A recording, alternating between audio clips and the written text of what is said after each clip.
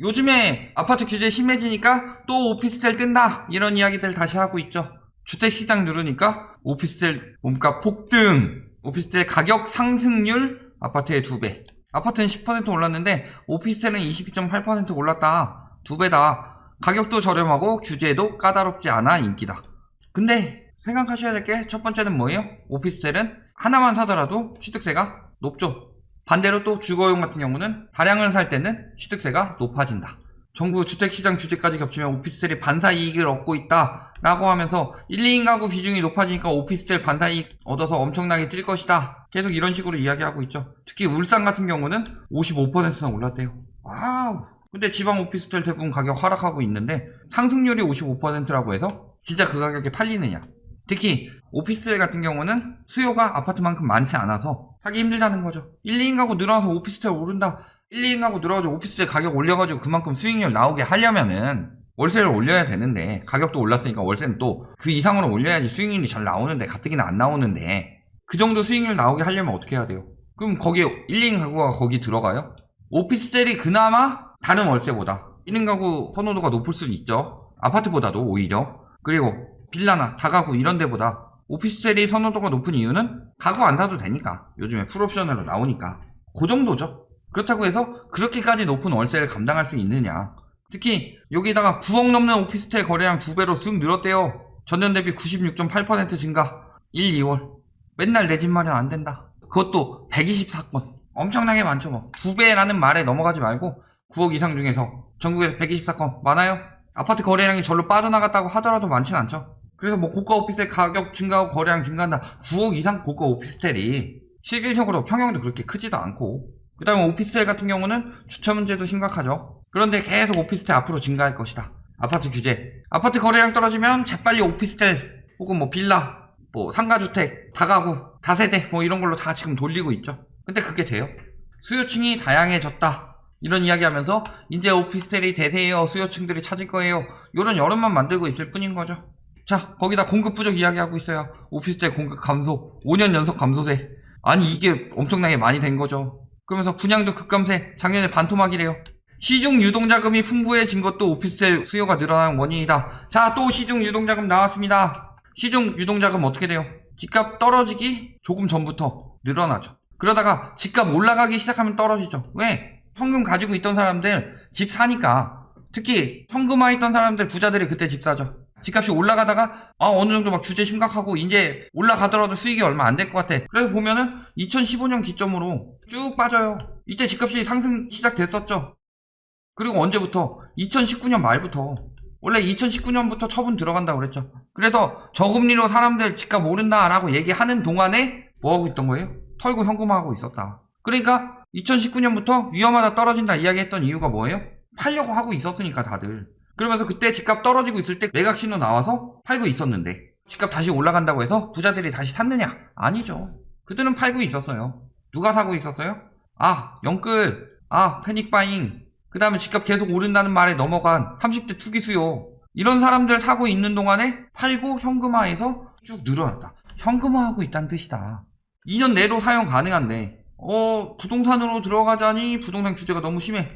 주식으로 들어가자니 주식 거품도 심하고, 이거 유동성 향세 언제까지 갈지도 모르겠어. 이게 늘어난다는 건 부자들이 현금을 쥐고 있다는 소리인데 지금 투자할 상황이 아니라서. 그런데 이게 집값 올라가는 원인이 되고 오피스텔 가격 올라가는 원인이 된대요. 개소리죠, 개소리. 아파트 누르니 꿈틀한다 하면서 막 이런 기사들 자세히 보면 뭐예요? 광고죠, 광고. 뭐를 공급한다. 고가 오피스텔 거래량 증가. 그래서 논현동에 뭐를, 서울 강남에 논현동에 고가 오피스텔을 분양할 예정이니까, 고가 오피스텔 지금 거래량 증가 중이니까 요거 분양 받으세요. 대구시에 오피스텔 공급하니까 요거 분양 받으세요. 규제 바람 덮칠라 하면서 비규제 상품이 각광을 받고 있는데요. 그러면서 요거 분양 받으세요. 자세히 보면 광고고 자세히 안 봐도 광고죠. 전세 대란의 주거용 오피스텔 뜬다 하면서 요거 분양하고 있습니다. 주목받고 있어요. 금융단지 오피스텔 마감 임박, 마음에 쏙 드는 오피스텔 희소성 높다, 청담동에 분양합니다, 수의역에도 분양합니다. 다 광고다. 기사들 보면 대부분이 광고고 그 중에서 몇몇은 그냥 가격만 띄우려는 거고, 이런 상황이죠. 그래놓고서 맨날 지금이 저점이다, 뭉칫돈이 몰리고 매각률 최고고 경매까지 띄우고 있죠. 매각률 31.3% 높은 거예요. 저평가됐대요. 얼마나 돼야 고평가예요? 저들 입에서 고평가라는 얘기가 나온 적이 있어요? 단 한 번이라도? 서울의 집값이 수도들만 따져봐도 거의 최고 수준인데 저들 입에서 언제 한 번이라도 고평가라는 얘기가 나온 적이 있나요? 도쿄보다 비싼 서초구, 평당 1억, 뉴욕보다 비싼 강남구. 그러니까 상가 오피스텔은 그거에 비해 상대적으로 저렴하다. 뭐가 저렴해요? 미래 공실 왜 많이 날게요? 상가, 트레진몰, 거기 평당 1억이에요. 비쌀 때는. 오피스텔은 뭐 다를 것 같아요? 오피스텔이 오히려 평당 가격은 아파트보다 세죠? 서울 같은 데 가보면. 조사하다 봤는데 전용 47짜리가 12억이에요. 12억. 84도 아니고. 근데 무슨 저평가예요? 근데 실질적으로 보면 어때요? 맨날 1, 2인 가구들 오피스텔 많이 살 것이다. 그래서 오피스텔 뜬다라고 하고 있는데 지금 나홀로족도 외면하고 있다. 청약 실패. 오피스텔 그냥 검색해보면은 엄청나게 분양 잘 되고 있는 것처럼 나와요. 세 자릿수 경쟁률로 오피스텔 분양 완판. 이런 식으로 나오고 있는데 실질적으로 어때요? 9억 이상이라던가 뭐 아파트 대체제할 정도로 아파트 같은 오피스텔 그거는 사실상 아파트보다 비싸고 그렇다고 원룸 오피스텔 이런 걸 수익형으로 내야 되는데 미분양 속출하고 매매가 떨어지고 사람들이 안 사고 있어요. 엄청 오른다면서요. 초소형 오피스텔 분위기가 이상합니다. 왜? 1인 가구도 외면하고 있어요. 중형은 호황이래요. 청약 경쟁률 232대 1. 근데 보면은 작은 것들 전체 320실 중 281실이 그 다음에 429실이 768실이 미분양이다. 청약 마감에 성공한 단지는 요거 2개 뿐이라는 거죠. 요런 것들이 기사화를 잘 안 해요. 심지어 1월부터 3월까지 청약 신청 받은 곳 7개 중 5개가 미분양이다. 그리고 그 2개가 뭐예요? 지난해도 68곳 중에서 47개가 미달이다. 오피스텔 현황이 이렇다. 그러니까 뭐 좋은 오피스텔 막 이런 이야기 하죠. 7개 중에 2개 경쟁률 높은 거 요것만 엄청나게 띄우고 있죠.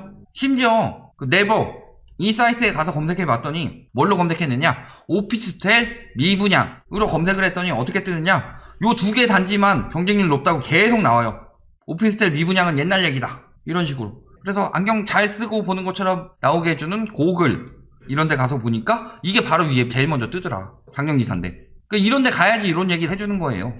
작년에도 그렇고 재작년에도 그렇고 계속 안 되는데 올해 또 금리 떨어졌으니까 수익형 부동산 이야기하면서 오피스텔 띄우는 거고 거기다가 뭐 아파트 규제 심해져서 오피스텔로 간다. 왜냐면 오피스텔은 대출 많이 나오니까. 한 70% 나오니까. 이 70% 대출 받아서 오피스텔 들어가는 게 지옥으로 들어가는 거죠. 이렇게 대출 받아가지고 뭔가를 산다는 것 자체가 지옥으로 가는 거다. 왜? 이제 앞으로 금리가 떨어질 일은 없고 올라갈 일만 남았기 때문이죠. 최저때 2.5%예요.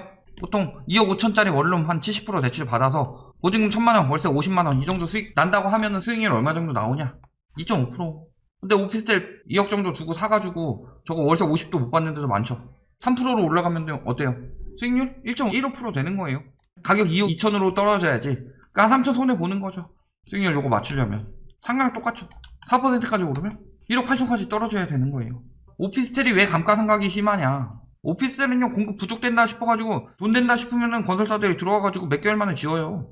아파트처럼 그렇게 오래 안 걸리죠. 부지 확보나 뭐 이런 것도 아파트는 막 커뮤니티 공간 해가지고 부지 넓게 확보해야 되는데 여긴 그냥 쭉 세워버리면 되는데 주차 공간도 많이 확보 안 해도 되고 고가 오피스텔 아까 이야기한 오피스텔 같은 경우 보면은 12억에 70% 대출 다 받았다고 칩시다. 2.5%로 그리고 나온 매물 보면 보증금 1억에 월세 350 정도 나와요. 그러면 이 정도는 8% 정도 수익률이 나오죠. 근데 2.5%가 저점 찍고 올라가고 있죠. 지금 근 3%까지 올라갔죠. 수익률 6.5%. 아직까지는 괜찮죠. 여기서 4%까지 올라가면 어떻게 돼요? 3.2%.